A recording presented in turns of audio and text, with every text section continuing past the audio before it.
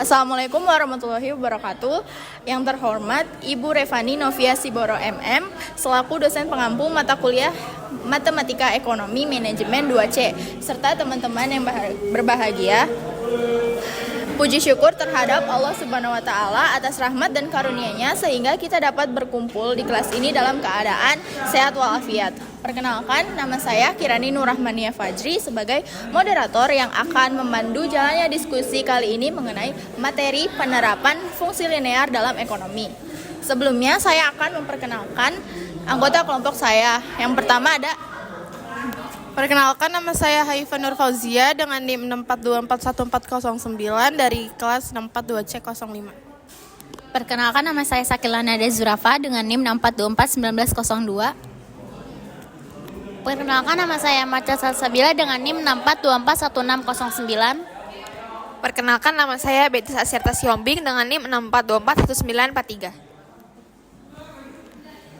Selanjutnya, kita akan memasuki sesi penyampaian materi yang akan dimulai dari Sakila. Oke, kita masuk ke materi fungsi penawaran. Apa sih definisi fungsi penawaran? Definisi fungsi penawaran itu hubungan antara harga suatu barang dan jumlah yang ditawarkan oleh suatu produsen. Apa sih bunyi hukum penawaran? Yang berbunyi bahwa peningkatan harga akan mendorong peningkatan jumlah barang yang ditawarkan dan sebaliknya. Dengan rumus QS sama dengan A min plus BPS atau A plus QS per B sama dengan 1 per B dalam kurung A plus QS. QS yang berarti jumlah barang atau jasa yang ditawarkan, PS yang berarti harga atau jasa yang ditawarkan, A yaitu konstanta dan B yaitu koefisien B bertanda positif. Next. Oke, di sini ada kurva penawaran, maupun pergeseran kurva penawaran. Di sini bisa dilihat dari harga jaket per buahnya 50, jumlah jaket yang ditawarkannya sebesar 9, harga jaket yang per buahnya itu 30, jumlah jaket yang ditawarkannya 5, dan harga jaket per buahnya 10 yang ditawarkannya 1. Di sini berarti dari mulai 0, 10, 30, 50 dan seterusnya. Dengan pergeseran semakin kecil itu semakin ke kiri dan ininya itu semakin naik. Oke, next. Faktor dan dampak pergeseran kurva penawaran. Faktornya itu ada 3. Yang pertama, perubahan teknologi. Yang kedua, kebijakan pemerintah. Dan yang ketiga, jumlah produsen di pasar. Apa sih dampaknya? Jadi pergeseran kurva penawaran ini berdampak ketika kurva penawaran bergeser, maka menyebabkan perubahan dalam harga keseimbangan dan jumlah barang yang diperdagangkan di pasar. Oke. Next ada pajak spesifik. Pajak spesifik adalah pajak yang dikenakan dengan nilai tetap untuk setiap unit barang atau jasa yang dijual. Contohnya, pajak rokok sebesar Rp5.000 per bungkus atau pajak bahan bakar sebesar Rp1.000 per liter. Penerapan pajak spesifik secara signifikan mempengaruhi titik keseimbangan pasar. Pajak ini menggeser kurva penawaran ke atas yang mengakibatkan harga keseimbangan yang lebih tinggi dan kuantitas keseimbangannya yang lebih rendah. Besarnya perubahan harga dan kuantitas serta distribusi beban pajak antara konsumen dan produsen sangat bergantung pada elastisitas permintaan dan penawaran di pasar tersebut. Next. Di sini ada contoh soal fungsi permintaan ditunjukkan persamaan P sama dengan 30 dikurang Q. Penawarannya P sama dengan 6 ditambah Q. P dalam Rp1.000 dan Q satuan unit. Terhadap barang tersebut dikenakan pajak sebesar 2 per unit atau pajak dalam Rp1.000 per unit. Berapa pajak, berapa harga, dan jumlah keseimbangan sesudah pajak? Jadi penyelesaiannya yang pertama, permintaannya yang kita ketahui P sama dengan 30 dikurang Q dan penawarannya P sama dengan 6 ditambah Q serta ditambah 2. 2 itu dari unit per unit 2. Jadi 30 dikurang Q sama dengan 6 ditambah Q ditambah 2, hasilnya jadi 2Q sama dengan 22. Jadinya Q 22 dibagi 2 sama dengan 11. Jadi Q-nya adalah 11. di sini ada pajak persentase atau proporsional. Persentase atau proporsional merupakan pajak yang dikenakan pada suatu barang berdasarkan persentase persen dari harga. Nah, efek terhadap pasar yaitu yang pertama ada menaikkan harga keseimbangan, mengurangi jumlah keseimbangan. Lalu perbedaan dengan pajak per unit, yang pertama ada pajak per unit sama dengan kurva penawaran bergeser sejajar ke atas. Yang kedua, pajak persentase sama dengan kurva penawaran berubah kemiringan, koefisiennya membesar. Nah, di sini ada juga fungsi penawarannya. Fungsi penawarannya itu yang pertama ada sebelum pajak itu sama dengan P sama dengan F kali Q.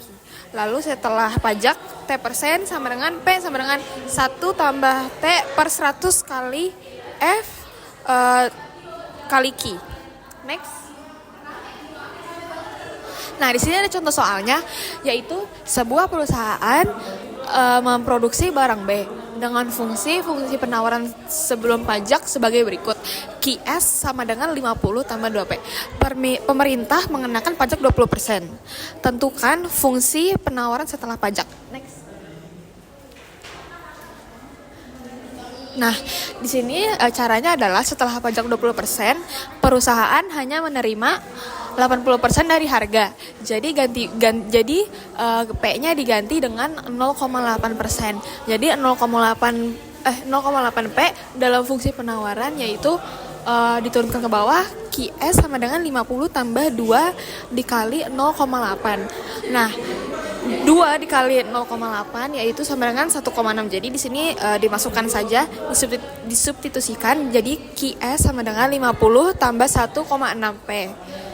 Jadi fungsi penawaran setelah pajak adalah QS sama dengan 50 tambah 1,6 P. Nah, di sini yang kedua ada contoh soal fungsi permintaan suatu barang. P sama dengan 100 dikurang 2Q. Fungsi penawaran yaitu P sama dengan 20 tambah Q. Nah, pemerintah mengenakan pajak sebesar 20% dari harga jual pajak proporsional. Tentukan harga dan jumlah keseimbangan setelah pajak proporsional diberlakukan. Oke, setelah pajak presentasi, selanjutnya ada pengaruh subsidi terhadap keseimbangan pasar. Subsidi menurut Iskandar dan kawan-kawan, subsidi adalah bantuan dari pemerintah kepada produsen agar harga jual lebih murah dan sesuai dengan kebijakan pemerintah. Dampaknya pada kurva itu sendiri itu ada dua. Yang pertama, kurva penawaran bergeser ke bawah secara sejajar karena harga jual setelah subsidi lebih rendah. Dan yang kedua, kurva permintaan tidak berubah. Fungsi penawaran itu ada dua rumus. Yang pertama, sebelum disubsidikan P sama dengan F, buka kurung Q, tutup kurung, dan sesudah subsidi P sama dengan F, Q min S. Next. Selanjutnya ada besaran subsidi. Total subsidi pemerintah S sama dengan S kali Q. S itu subsidi per unit, sedangkan Q yaitu jumlah barang setelah subsidi. Subsidi untuk konsumen yaitu SK sama dengan PD min PS kali QS. Selanjutnya ada subsidi untuk produsen. SP sama dengan S min PD sama dengan PS dikali QS. Subsidi pemerintah atau disingkat dengan SG, yaitu SG sama dengan S kali Q kali S. Fungsi utilitas. Dalam teori ekonomi, fungsi utilitas adalah representasi matematis untuk mengukur tingkat kepuasan pelanggan dari konsumsi barang atau jasa. Misalnya 100 utilitas lebih besar dari 50, tetapi itu tidak berarti 2 kali lipat.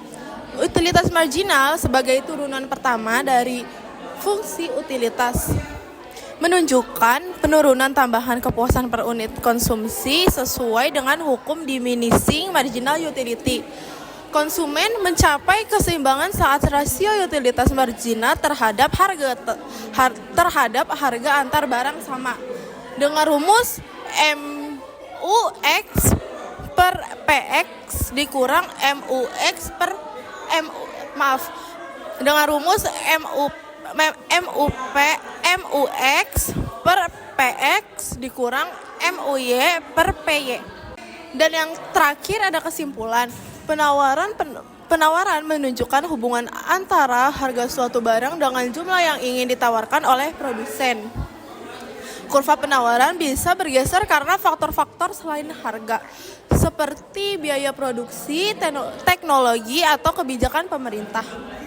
Jika kurva bergeser ke kanan, artinya penawaran naik, dan jika kurva Bergeser ke kiri, penawaran menurun. Keseimbangan pasar terjadi saat jumlah barang yang diminta sama dengan yang ditawarkan, sehingga terbentuk harga keseimbangan. Dalam praktiknya, permintaan suatu barang juga bisa dipengaruhi oleh barang lain, terutama yang sifatnya substitusi atau pengganti atau komplementer atau pelengkap.